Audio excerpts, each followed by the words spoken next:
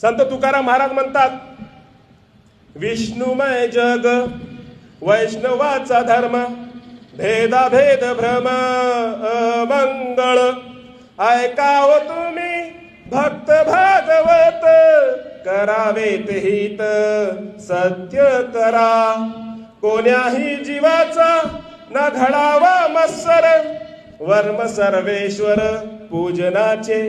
मला सांगा, संत तुकाराम महाराज म्हणतात विष्णुमय जग. विष्णू हा संस्कृत शब्द आहे. मी शास्त्राचा अभ्यासक आहे. मी धर्मावर कधी टीका करत नाही, कारण मी धर्मग्रंथ वाचलेला आहे, हिंदू धर्मग्रंथही वाचलेला आहे. म्हणून मी धर्मावर टीका करत नाही. तर जे धर्माच्या शिकवणीच्या विरोधात वागतात त्यांना करेक्ट करायला धर्माचा संदर्भ देतो. विष्णूचा अर्थ संस्कृतमध्ये होतो पालनहार, त्याला अरबीमध्ये रब म्हणतात आणि मराठीमध्ये आपण हरी म्हणतो. आता मला सांगा, संत तुकाराम महाराज म्हणतात हे सगळं जग विष्णुमय आहे. फक्त महाराष्ट्र किंवा वेगळे प्रांत नाही, फक्त भारत किंवा श्रीलंका, चीन, जपान नाही, सगळं सृष्टी ईश्वराला निर्माण केलेली आहे. विष्णू हा पालन हा सर्व सृष्टीचा आहे. फक्त भारतीयांच्या गरजा ईश्वर आणि विष्णू पूर्ण करत नाही, तर चीनच्याही गरजा तोच पूर्ण करतो, अमेरिकेच्याही गरजा तोच पूर्ण करतो आणि ह्या श्रीलंकेच्याही गरजा तोच पूर्ण करतो. म्हणून ईश्वर कोणासोबतही भेदभाव करत नाही. सर्वाचा निर्माता ईश्वर आहे आणि जो भेदाभेद करतात हे चुकीचं आहे, अमंगळ आहे, हे संत तुकाराम महाराज सांगतात.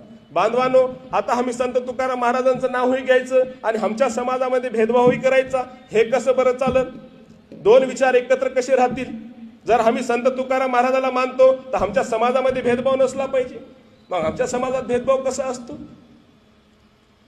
अरे, जे शिवाजी महाराज औरंगजेबाला सांगतात हेच विचार संत तुकाराम महाराजांनी आम्हाला सांगितलेले आहे. पण त्या विचाराला स्वराज्यात कसं अंमलबजावणी करायचं ते आम्ही शिवाजी महाराजांकडून शिकलं पाहिजे. की या समतावादी राजकारण कसं करायचं. शिवाजी महाराज हे पॉलिटिकल लीडर आहे, त्यांनी स्वराज्य स्थापन केलेलं आहे. मग आज जर आम्हाला राजकारण करायचं असेल तर शिवाजी महाराजांच्या विचाराच्या सर्व जाती धर्माला एकत्र घेऊन मानव कल्याणाचं राजकारण करायला नको का? का समाजात तेढ निर्माण करून, समाजात हिंसा करूनच आपल्याला राजकारण करायचंय? हे आम्ही समजून घेतलं पाहिजे. जर मी सत्य नाही सांगितलं तर गैरसमज कसा दूर होणार?